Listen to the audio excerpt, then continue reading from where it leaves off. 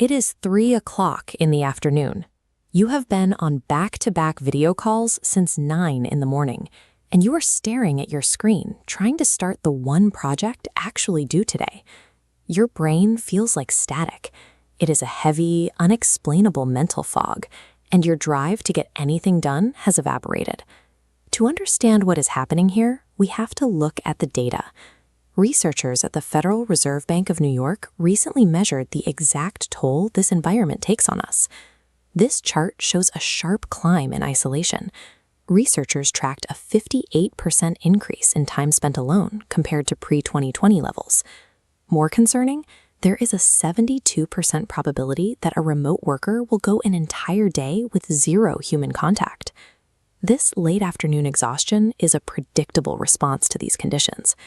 When your daily life is defined by this level of isolation, your environment is essentially fighting against your own biology.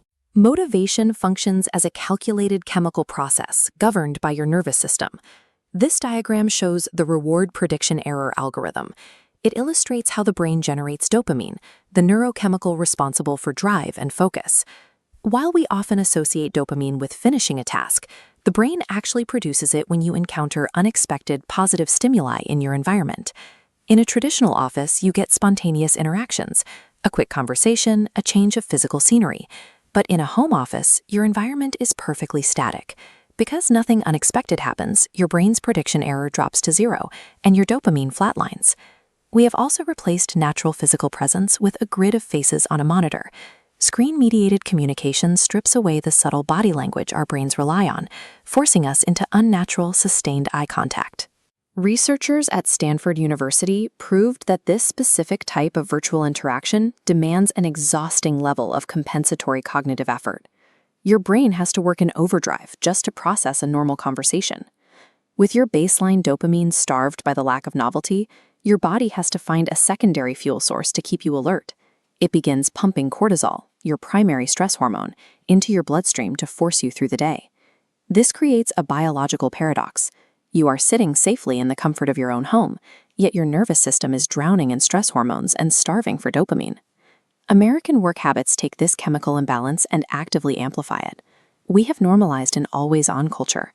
A continuous stream of pings, emails, and instant messages keeps your nervous system locked in a state of chronic hypervigilance. The Microsoft Work Trend Index quantified the widespread scope of this issue. They found that over half of global respondents feel overworked, while nearly 40% describe themselves as outright exhausted by digital overload. Then there is the 5-second commute. You close your laptop and immediately walk into your kitchen or living room.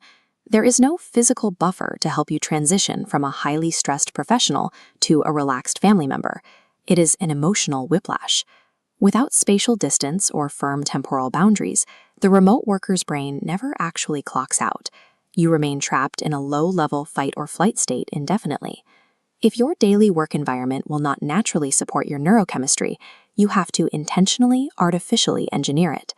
The first protocol requires stepping outside into natural light for 10 to 30 minutes immediately after you wake up. This light exposure directly stimulates your brain's internal clock, anchoring your circadian rhythm and timing your daily cortisol pulse. The second protocol is delaying your caffeine intake for 90 minutes after waking. While you sleep, your brain builds up a chemical called adenosine. Waiting to drink coffee allows that adenosine to clear out of your system naturally. Neuroscientists like Dr. Andrew Huberman specifically endorse this 90-minute delay because it prevents caffeine from blocking the natural adenosine flow. This simple habit stops the afternoon energy crash before it ever starts. The third protocol is fasting from your smartphone for the first 15 minutes of the day. Reaching straight for a screen floods your brain with cheap, unearned stimulation, which downregulates your dopamine receptors right out of the gate. By strictly controlling these specific chemical inputs in the morning, you set a biological baseline that carries you smoothly through the workday and prevents that inevitable 2 p.m. cognitive crash. Once the morning is set, you have to manage the high-intensity and recovery phases of your day to sustain your motivation. The fourth protocol relies on a calculated stressor, implementing 2 to 3 minutes of cold water immersion at the end of your shower. The uncomfortable shock forces a distinct biological reset. This graph shows the result in the blood. Cold exposure triggers a 250% surge in baseline dopamine and norepinephrine, and unlike a digital distraction, this elevation remains high for hours without a subsequent crash. The fifth protocol is the virtual commute. Dedicate the last 15 minutes of your workday to a strict shutdown ritual. Write down tomorrow's priorities, close all active browser tabs, and physically shut the door. This boundary sends a clear signal to your body. It engages the vagal brake, intentionally shifting your nervous system out of high-alert stress mode and into a state of rest and recovery. Thriving in remote work requires intentionally acting as the architect of your own neurochemistry. If you want to learn more protocols for mastering your focus and your biology, hit the subscribe button below.